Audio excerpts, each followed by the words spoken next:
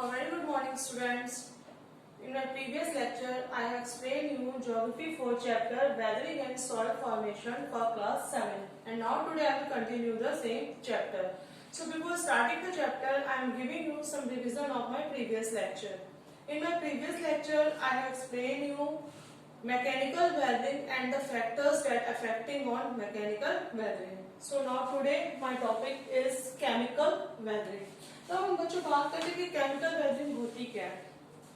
Chemical weathering involves the breaking down of rocks by altering and dissolving the rock minerals due to chemical action or changes.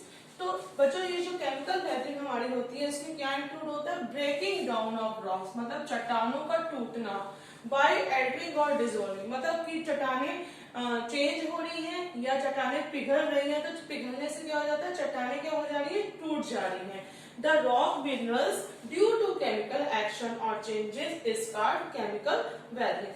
So chemical weathering is very common in hot and humid region. तो hot और humid region में हमारी chemical weathering देखने को मिलती है and it is slow process as compared to mechanical weathering. और ये एक बहुत slow process है किसके कंपैरेटिवली? मैकेनिकल वेदरिंग के कंपैरेटिवली ये बहुत स्लो प्रोसेस है. तो the process of chemical weathering is govern by some factors. तो जो हमारे केमिकल वेदरिंग का जो प्रोसेस है कुछ फैक्टर से गवर्न होता है जिसकी हम बात करने जा रहे हैं. सबसे पहला हमारा फैक्टर आता है बच्चों ऑक्सीडेशन, जिसको हम लोग कहते हैं ऑक्सीकरण. ऑक्सीकरण की प्रक्रिया. तो when the oxygen in the air and water reacts with minerals in the rock, oxidation takes place. तो बच्चों इस प्रक्रिया में क्या होता है कि हमारी चट्टानों में सल्फेट या फायराइट नाम का एक लोहे के यौगिक होते हैं. तो जो क्या होते हैं? या तो सल्फेट होते हैं या फायराइट नाम के लोहे के यौगिक होते हैं. तो इन पे जब हमारी ऑक्सीकरण की प्रक्रिया होती है, ऑक्सीडेशन की प्रक्रिया होती है, तो ये कैसे होती है कि when the oxygen in the air मतलब कि जो हमारी एयर और वाटर में जो ऑक्सीजन है reacts with mineral in the rock मतलब रॉक में जो मिनरल्स हैं उसके साथ जब रिएक्ट करती है तो कौन सी प्रोसेस होती है? ऑक्सीडेशन की प्रोसेस होती है.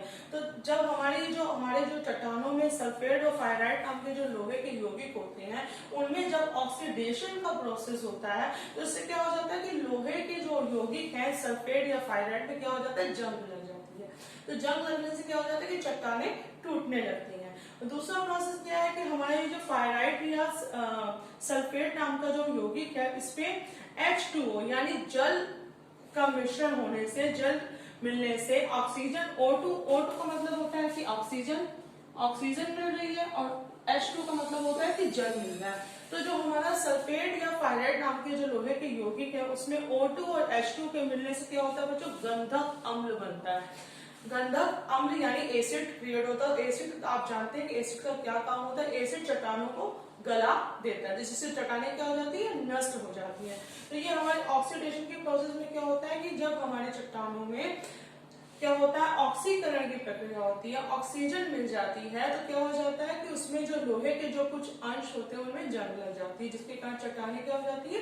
टूट जाती हैं. तो when the oxygen in the air and water reacts with mineral in the rock, oxidation takes place. Most of the rock contains a certain amount of iron with on coming into contact with air and water, iron oxide crumbles. तो iron oxide change into so many things. तो इसमें क्या हो जाता है कि जो iron oxide होता है उस पर हमारी ऑक्सीडेशन की प्रोसेस होने से क्या हो जाता है? उसमें हमारा गंधक अम्ल क्रिएट होता है जिससे क्या हो जाता है? चट्टानें हमारी टूटने लगती हैं.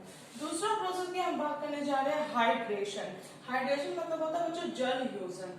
तो the chemical reaction of water with minerals मतलब कि केमिकल रिएक्शन ऑफ वाटर मतलब कि चट्टानों में जो हमारे लोहे के जो अंश हैं उसमें पानी के मिलने से क्या हो जाता है? हमारे उसमें प्रोसेस होने लगती है, changes the proportion and composition of rocks and mineral. तो the chemical reaction of water with minerals changes the proportion and composition of rocks and mineral. तो बच्चों क्या हो जाता है कि चट्टानों में हमारे पानी के मिलने से, पानी जाने से चट्टानों में चट्टानें क्या हो जाने लगती है, अंदर ही अंदर विघटित होने लगती है, डिसॉल्व होने लगती है। तो उसका उनका क्या हो जाने लगता है, उनका डीकम्पोजिशन होने लगता है। तो example, a silicate of aluminium absorb water and becomes a mass of clay.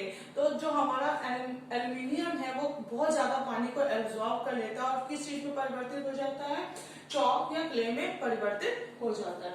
तो अब हम बात करने जा रहे हैं नेक्स्ट जो हमारी प्रोसेस है, नेक्स्ट हमारी प्रोसेस है कार्बोनेशन।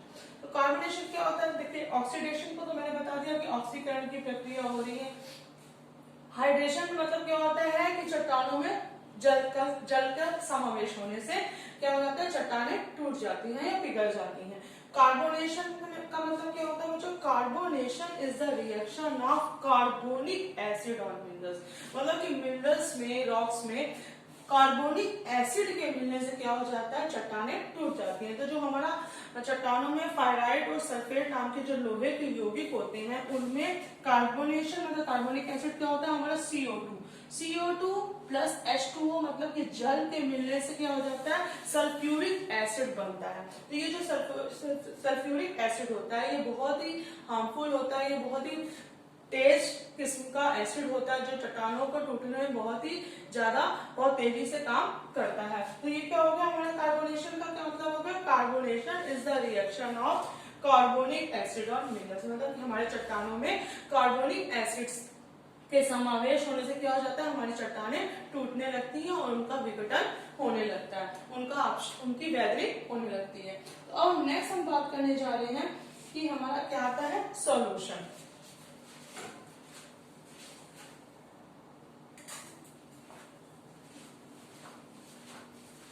तो बच्चों हम नेक्स्ट प्रोसीजर की बात करने जा रहे हैं, solution. The rain water when reacts with the mineral present in the rocks dissolve them when it seeps below the ground through joints and gap। तो बच्चों हम बात करने जा रहे हैं कि जो रेन वाटर होता है when reacts with the mineral, जब वो रेन वाटर जो हमारा मिनरल्स के साथ क्या करता है, रिएक्ट करता है प्रेजेंट इन द रॉक्स, मतलब रॉक जो हमारे प्रेजेंट में रॉक मौजूद हैं उनमें जब रेन वाटर रिएक्ट करता है मिनरल के साथ तो वो क्या कर देता है, उनको डिसॉल्व, उनको पिघला देता है। When it seeps below the ground through joints and gaps, और जब वो मतलब पृथ्वी की सतह के नीचे गैप्स के थ्रू या जॉइंट्स के थ्रू नीचे वो सीप हो जाते हैं तो it further dissolve the soluble minerals. तो ये दोबारा क्या कर देता है, जो सॉल्युबल मिनरल्स होते हैं हमारे रॉक में, जो घुलनशील पदार्थ होते हैं उनको दोबारा क्या कर देता है, पिघला देता है एंड फॉर्मिंग अ सॉल्यूशन के फॉर्म के द्वारा and separate the insoluble minerals, और इनसॉल्युबल मिनरल्स को क्या कर देता है, सेपरेट कर देता है। मतलब कि जो सॉल्युबल मिनरल्स होते हैं, जो घुलनशील मिनरल्स होते हैं उनको दोबारा वो डिसॉल्व कर देता है और जो अघुलनशील मिनरल्स होते हैं उनको वो सेपरेट कर देता है। तो जिससे क्या हो जाता है, डीकम्पोजिशन ऑफ रॉक्स का क्या हो जाता है, टूटना हो जाता है, उनका डीकम्पोजिशन हो जाता है। जैसे example, rock salt and gypsum are example of minerals that are separated by solution। तो जो रॉक सॉल्ट और जिप्सम है वो हमारे एग्जांपल है मिनरल्स के जिनको कि सेपरेट किया गया है सॉल्यूशन के जरिए। तो सॉल्यूशन प्रोसेस में क्या होता है बच्चों, सॉल्यूशन प्रोसेस में ये होता है कि हमारी रॉक्स में जो सॉल्युबल मिनरल्स है उनको दोबारा डिसॉल्व कर दिया जाता है और इन सॉल्युबल मिनरल्स को क्या कर दिया जाता है, सेपरेट कर दिया जाता है, और जिसकी वजह से क्या हो जाता है, डीकम्पोजिशन ऑफ रॉक्स, चट्टानों का टूटना हो जाता है। तो आई होप यू अंडरस्टैंड कि व्हाट इज केमिकल वेदरिंग। तो chemical weathering involves the breakdown of rocks by altering or dissolving the rock minerals due to chemical action or changes। तो there are 4 procedures। फर्स्ट मैंने बताया था आपको oxidation. तो oxidation क्या होता है, when the oxygen in the air and water reacts with the mineral in the rock, oxidation take place. मतलब कि जब हमारे चट्टानों में जो हमारा फायराइड या सल्फेट नाम के जो लोहे के यौगिक होते हैं उनमें ऑक्सीडेशन होने से, ऑक्सीजन जाने से क्या हो जाता है, उनमें जंग लग जाती है, जिससे क्या हो जाता है, हमारी चट्टानें टूटने लगती हैं। सेकंड हमारा आता है हाइड्रेशन। हाइड्रेशन जैसा कि मैंने बताया था, the chemical reaction of water with mineral changes the proportion and composition of rocks and minerals. मतलब कि चट्टानों में हमारे क्या होना, पानी के मिल जाने से क्या हो जाता है, हमारी चट्टानें पिघलने लगती हैं और नष्ट होने लगती हैं। कार्बोनेशन, कार्बोनेशन क्या होता है, carbonation is the reaction of carbonic acid on minerals. मतलब कि हमारे मिनरल्स में, हमारे चट्टानों में CO2 के जाने से, कार्बन डाइऑक्साइड, कार्बोनिक एसिड के मिलने से क्या हो जाता है, हमारी चट्टानों का डिकम्पोजिशन होने लगता है। और लास्ट हमारा क्या था, सॉल्यूशन। तो सॉल्यूशन में क्या हो जाता है, the rain water when reacts with the mineral present in the rocks dissolve them when it seeps below the ground through joint and gaps, it further dissolve the soluble minerals by forming a solution। तो solution के द्वारा क्या हो जाता है, जितने भी हमारे सॉल्युबल मिनरल्स होते हैं वो दोबारा डिसॉल्व हो जाते हैं और इन सॉल्युबल मिनरल्स क्या हो जाते हैं, हमारे सेपरेट हो जाते हैं। तो अब हम बात करने जा रहे हैं बायोलॉजिकल गैदरिंग। तो बायोलॉजिकल, जैसा कि आप लोग जानते हैं कि बायोलॉजिकल क्या होता है, बायोटिक फैक्टर्स। बायोटिक फैक्टर्स हमारे क्या होते हैं, लाइक प्लांट्स एंड एनिमल्स, यानी फ्लोरा एंड फौना। तो biotic factors like plants and animals also cause weathering of rocks. तो बायोटिक फैक्टर्स की वजह से भी हमारी क्या होती है, चट्टानों का विघटन होता है, चट्टानों का अपक्षय होता है। तो सबसे पहले हम बात करते हैं plants. The root of plants grow into the cracks and crevices in search of water or nourishing. As they grow, they expert great pressure on the rocks and breaks them। तो क्या होता है बच्चों, जो पौधों की जो जड़ें होती हैं, the root of plants grow into the, मतलब वो कहाँ ग्रो करती है, वो क्रैक कर देती है। the root of plants grow into the cracks and crevices in search of, मतलब कि ये जो हमारे पौधों की जो जड़ें होती हैं, ये जब ग्रो करती हैं तो ये क्या कर देती हैं, चट्टानों में दरारें डाल देती हैं, जिससे चट्टानों में क्या पड़ जाते हैं, क्रैक्स पड़ जाते हैं या दरारें पड़ जाती हैं। इन सर्च ऑफ वाटर और नरिशमेंट। तो ये जो जड़ें होती हैं, ये पानी की तलाश में या पोषण की तलाश में क्या करती हैं, चट्टानों पर उगना शुरू हो जाती है, जिससे क्या हो जाता है, चट्टानों में हमारी क्या बढ़ जाती है, दरारें पड़ जाती हैं। तो एज दे ग्रो, जैसे जैसे वो बढ़ती जाती हैं, जैसे जैसे ये जड़ें हमारी बढ़ती जाती हैं, they exert great pressure on the rocks. तो जिससे क्या होता है, हमारी चट्टानों पर बहुत ज्यादा प्रेशर पड़ता है और वो हमारी क्या हो जाती है, क्रैक होती जाती है। तो sometimes the roots of plants produce carbonic acid. तो कभी कभी क्या होता है कि जो हमारी प्लांट्स की जो रूट्स होती हैं वो कार्बोनिक एसिड को प्रोड्यूस करती हैं। जैसा कि मैंने बताया कि carbonic acid is a very harmful acid which changes the composition of certain minerals in the rock। जो कि क्या चेंज कर देता है, रॉक्स में जो हमारे मिनरल्स होते हैं उनको चेंज कर देता है। तो plants are also affect the composition of rocks. तो दूसरा अब हम बात करने जा रहे हैं, हमारा बायोटिक फैक्टर्स कौन सा है। सेकंड हमारा बायोटिक फैक्टर है एनिमल्स। सेकंड हमारा बायोटिक फैक्टर है एनिमल्स। अभी मैंने बात की थी प्लांट्स, अब मैं बात करने जा रही हूँ एनिमल्स। एनिमल्स में क्या होता है बच्चों, burrowing animals also broke up the rocks. तो एनिमल्स भी क्या करते हैं, हमारे चट्टानों को क्या कर देते हैं, ब्रेक कर देते हैं। दे कम loosening or weakening the rocks and expose them in other agents of weathering। तो एनिमल्स की वजह से भी क्या हो जाता है, जब वो ओवर ग्रेजिंग करते हैं, हमारे चट्टानों में दरारें पड़ जाती हैं, क्रैक पड़ जाते हैं, जिसकी वजह से क्या हो जाता है, हमारे चट्टानों का क्या हो जाता है, वेदरिंग हो जाती है, अपक्षय हो जाता है। और नेक्स्ट हमारा आता है ह्यूमन एक्टिविटीज। ह्यूमन एक्टिविटीज, सबसे पहले हमने बात की थी प्लांट्स, फिर दूसरा एनिमल, तीसरा हम बात करने जा रहे हैं ह्यूमन एक्टिविटी। तो activities such as road construction work, mining. तो ह्यूमन एक्टिविटीज में क्या होता है कि हमारा रोड कंस्ट्रक्शन वर्क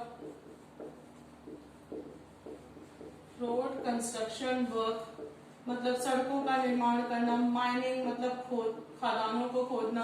तो ये सब हमारी क्या है, ये सब हमारी माइनिंग, फार्मिंग करना, डिफॉरेस्टेशन जैसा कि मतलब होता है cutting of trees on a large scale, बहुत बड़े पैमाने पर पेड़ों का काटा जाना। तो human activities like road construction work, mining, farming and deforestation cause weathering, ये भी क्या होते हैं, वेदरिंग को करते हैं, मतलब चट्टानों की वेदरिंग करते हैं, अपक्षय करते हैं, and D integration of rocks, मतलब चट्टानों का विघटन और उनका विनाश करते हैं। तो these are the biotic factors that cause weathering and decomposition of rocks.